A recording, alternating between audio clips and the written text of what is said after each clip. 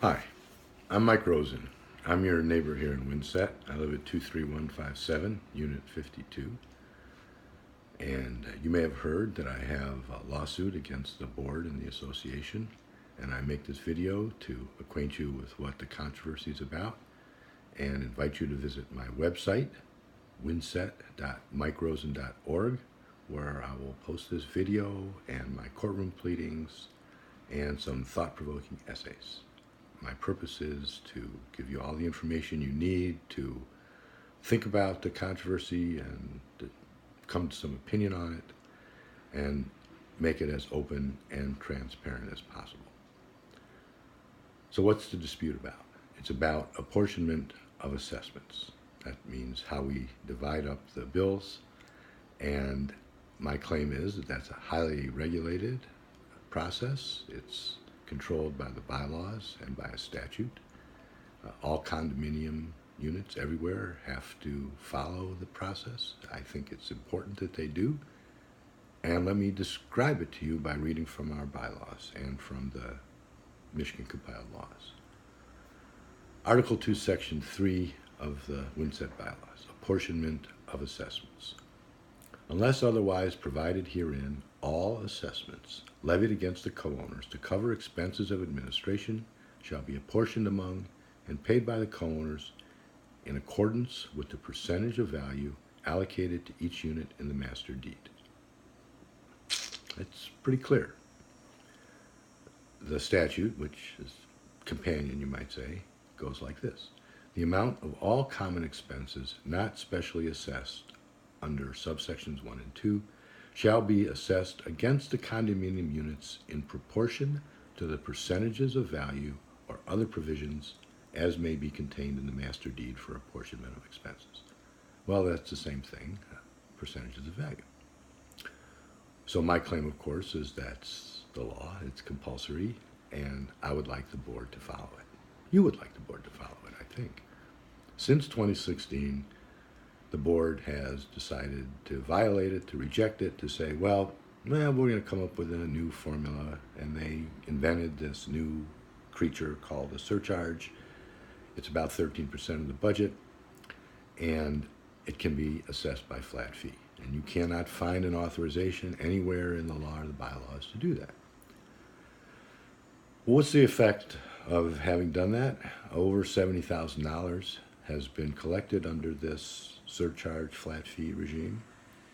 And that's pretty serious money. And apparently it's the intention for the board for that to stay forever. Of course, if you're a low percent owner, like I am, I'm at 1.55%, the effect of being assessed flat fee is to raise the amount you pay. And if you're a high percent owner, it will lower your assessment.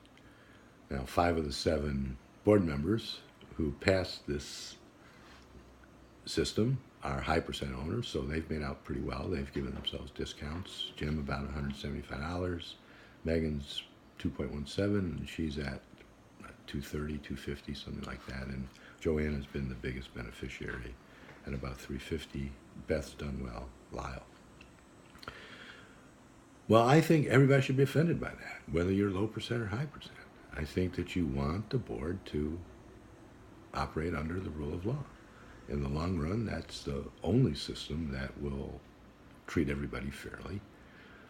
And I think I'm going to win my case because a judge will read those bylaws and that statute and say they're not suggestions, it's compulsory. I think that you should think of it also how they've sort of polluted the budget and assessment process, because when you talk to them now, they can't just come straight forward and say, well, we do it according to the bylaws. They fabricate things. They say, well, they misrepresent what the formula is. They say it's for cable. Of course, as you know, the money has been spent on building repair.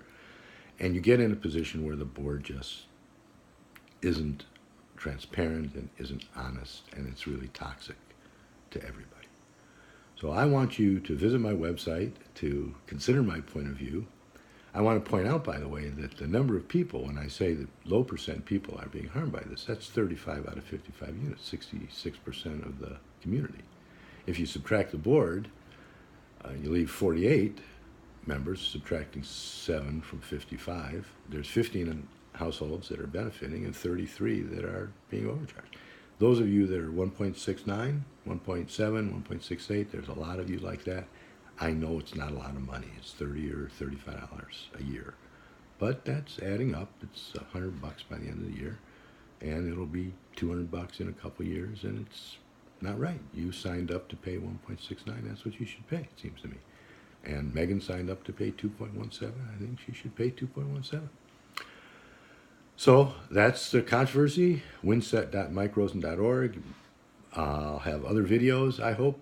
I'm going to put some correspondence I've had with the board, and I want you to think about it, to contact me, talk it over with your neighbors, and maybe together we can come to a resolution that's less acrimonious and maybe save some money too, because the board is spending a lot of your money on attorneys trying to defend what this indefensible practice. So thank you very much. Have a good summer, and I'll see you later.